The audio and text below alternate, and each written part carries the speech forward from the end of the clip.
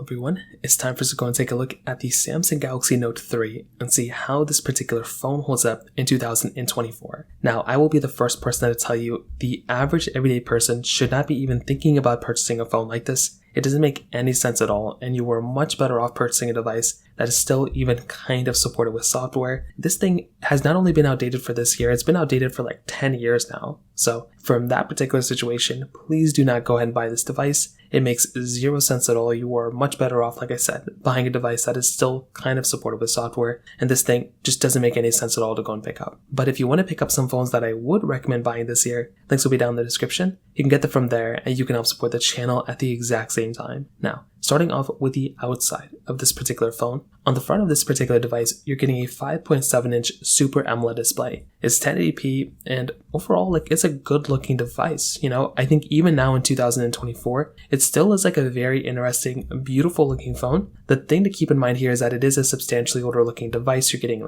front-facing home button still, thick bezels all throughout. But this phone came out in 2013, and it is kind of crazy that a phone like this, of this caliber and this power, kind of came out in that day and age. You're getting capacitive keys on the side of the home button as well. You're getting this USB 3.0 port at the bottom, which is micro USB with the extra port to charge faster. You're getting a headphone jack. On the back side, you are getting a removable plastic back with a removable battery, expandable storage, and that's another really cool thing going on for this particular device too, that we basically have the type of capability right there. If you're going to go through and pick up a phone, it really is a really nice thing that we have there from this particular device. So from that side, that definitely gets a thumbs up for me as well. Now on the outside, there really isn't anything else super crazy going on here, but it is a really nice thing to basically have a phone like this of that caliber and that specific capability, because it is a really, really nice thing. Now, and when it comes down to the whole entire camera side, the camera on this thing, when it first came out, was excellent. You're getting that single 13 megapixel camera on the back with a 2 megapixel wide angle camera on the front, and it was an okay camera, 1080p on the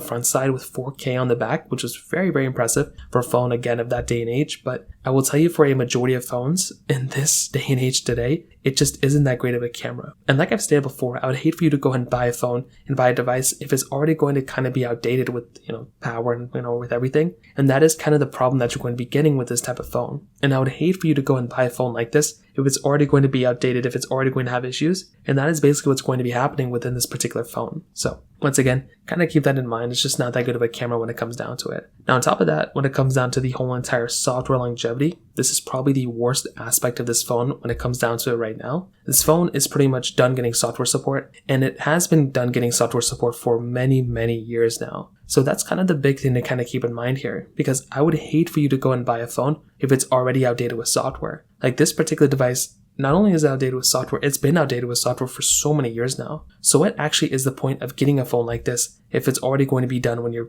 done buying it? So from that side, I just really wouldn't recommend any single person to go and buy a phone like this, because it's already done getting software. And like I said, you are substantially better off buying a phone that's going to be getting some software updates ahead of it, like the Galaxy S21 or the Google Pixel 6, one of those types of phones. In terms of performance, this phone already is a slow phone as well. It's a standard, Snapdragon 800 chipset inside with 3 gigabytes of RAM. So when it comes down to that side as well, this is another one of those situations where, the performance of this phone just really isn't that great either. And I look at this type of device and I just don't think it's worth buying anymore, especially when it comes down to that side as well. What's the point of buying a phone like this if it's already going to be kind of done and it's going to be at its last leg? So I look at a phone like this again and, I just don't see any reason to go ahead and buy it, because it's kind of already outdated. So overall, what I'll definitely tell you is, if you're going to go and look at these two devices, I probably wouldn't recommend a single person to go ahead and buy something like the Samsung Galaxy Samsung Galaxy Note 3. It makes zero sense at all to go ahead and buy a phone like this, and you're way better off still purchasing a device that is still supported with software. This thing is done getting software support, and I wouldn't recommend buying it at all. So from that side, that kind of covers it up there. If you have any other thoughts or questions,